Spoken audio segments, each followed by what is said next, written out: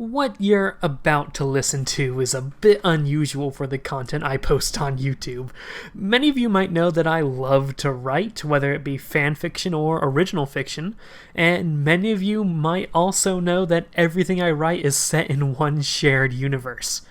What you're about to listen to is an excerpt from what I call my hybrid fic, the KOALAS mythos.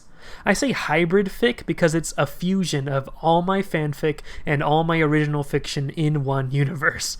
What I have for you is Cuckoo Universe Spotlight Optimus Primal. Cuckoo Universe was the name for the KOALAS mythos before I changed it because the Cuckoo Universe is such a stupid name for a universe.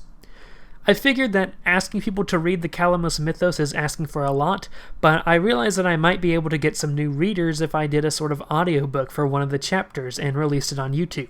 That way more people can casually listen to it and my writing and decide whether or not they'd be interested in hearing more.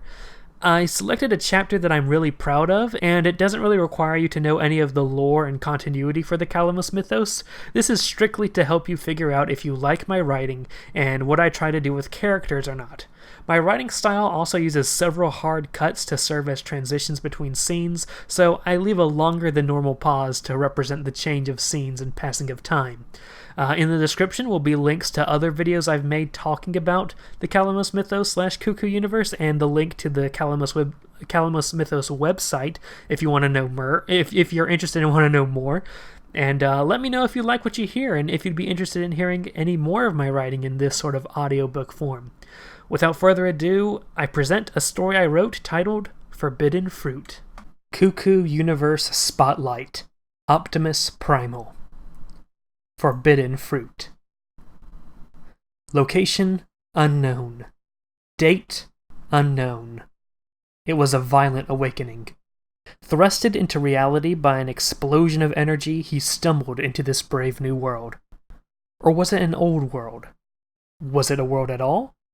He stood in some sort of chamber, a glass tube with a metal foundation under his feet. The pains of existence rushed through his body before he finally became accustomed to this strange thing that is being. He looked around, lost and confused. What? Where?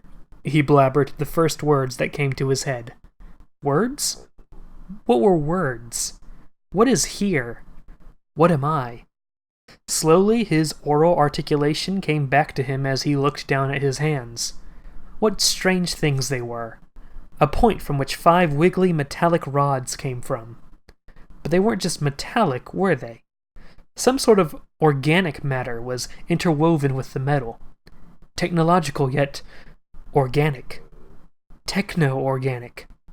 This paradoxical existence added another level of complication to this confusing world. He decided to table that question for later as he looked back up. Who am I? Where am I? Where was I? He looked around and began to see his reflection in the glass. Barely, he saw the visage of a familiar face. A blue helmet with 2 side antennae. A faceplate that was retracted. A body of black fur and silver metal. He was too busy looking at his reflection, so much so that he didn't notice someone else approaching the glass. This one was purple, but he was metal and techno-organic like him. Metal was combined with reptilian flesh. The stranger knocked on the glass with his arm that had a long cylindrical spear? Perhaps he used that arm because the other hand had what appeared to be a massive claw. Or was it a head? It had what appeared to be eyes glaring at the person in the tube. He was startled when the purple one knocked on the glass. He got a glimpse of the purple one, and his rage built up for some unknown reason, before he felt the rage, fear, and anger dampen. Instead, curiosity filled his circuits. Well, so it looks like I'm not alone, the purple one said, looking back at the black one in the tube. Do you know how we got here? Do you know who you are? Do you know who I am? I don't remember anything, no. The black one shook his head nervously before gathering his courage to speak. No, I think I just came online, and here I am in this tube. Ah, yes, the tube. I came online in one as well. The purple one looked at his head hand. Apparently, I have an issue with being detained. I somehow activated a laser from this hand. A laser? The black one spoke. Move.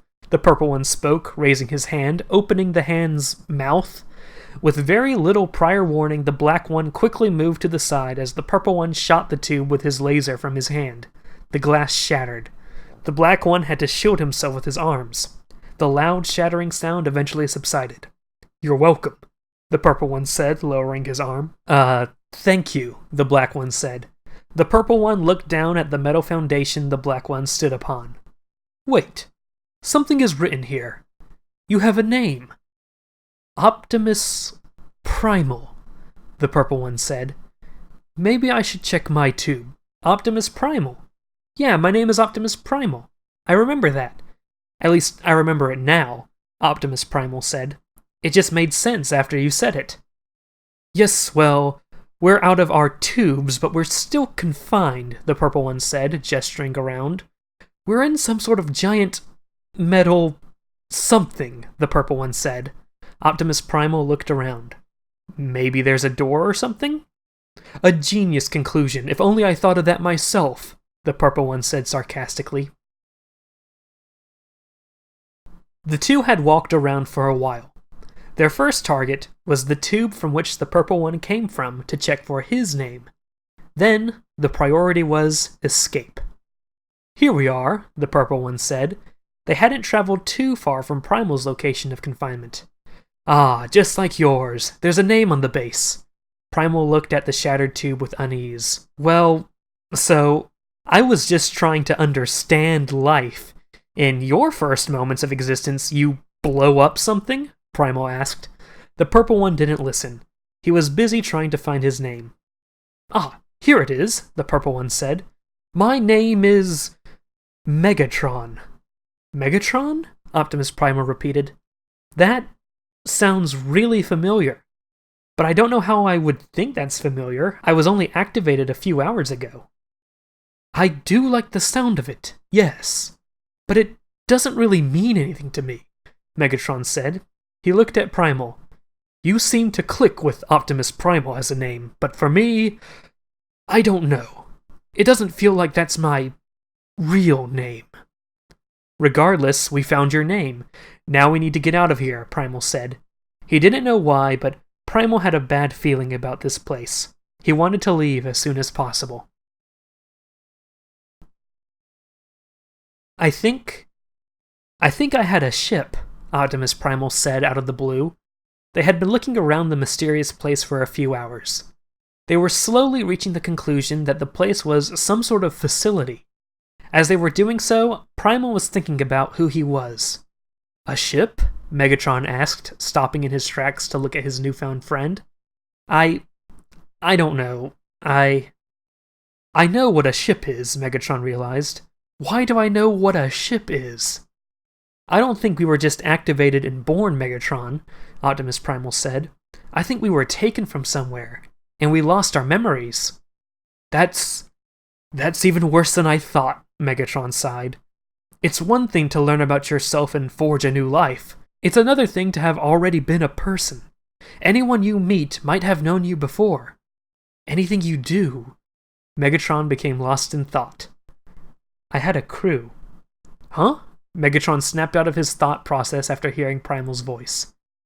"Nothing," Primal said, shaking his head. He looked at Megatron. "Megatron, does it matter who we were in the past? We lost that. Maybe the only thing we can do is push on through again with a new life." "I don't think I can do that, Optimus Primal," Megatron said. Primal frowned at him. "We can't give up the hope on our past selves." The two had found a console, some keys, a screen, all activated. "Primal, do you think," Megatron started, "you're going to ask me if I think that computer has information on us in there. But I think the question you need to ask is if you think we should find out," Primal sighed. Megatron glared at him. Primal saw the fire in his eyes and sighed. "Do what you feel is right," Primal said. Megatron quickly turned his gaze to the computer. He disconnected his tail arm, revealing a proper hand underneath it. He began to input data. Seeing Megatron's arm, more memories rushed to Primal's head. For some reason, he knew Megatron could do that, even though he never saw it before. Primal all of a sudden realized that he somehow knew Megatron before. Megatron, Optimus Primal started. Do I look familiar to you? Megatron asked, turning his head away from the computer. No, not really, no. Primal frowned. He did not know what Megatron was going to find on the computer, but he was glad he had the time he had with Megatron, walking and talking through the halls of the mysterious facility. Megatron?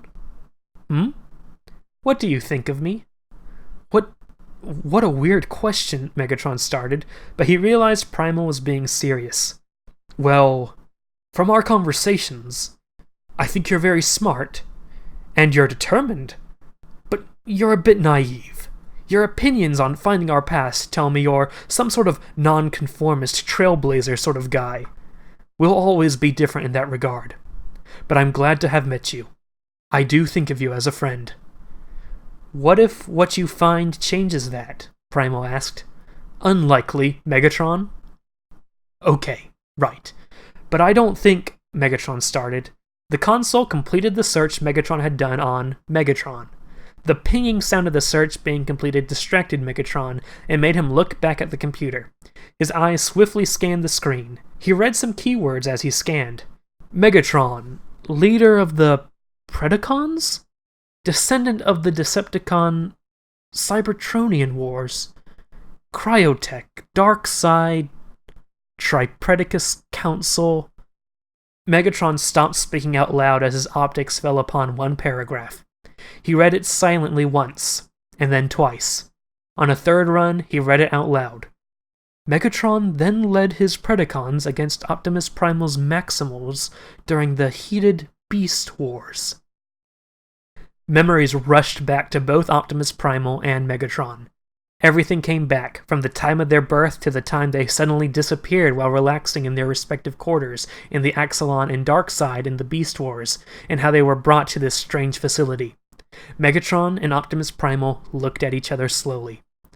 As they awoke to their old selves, they immediately clashed with each other, lasers firing everywhere and physical strikes landing on their targets, causing significant damage.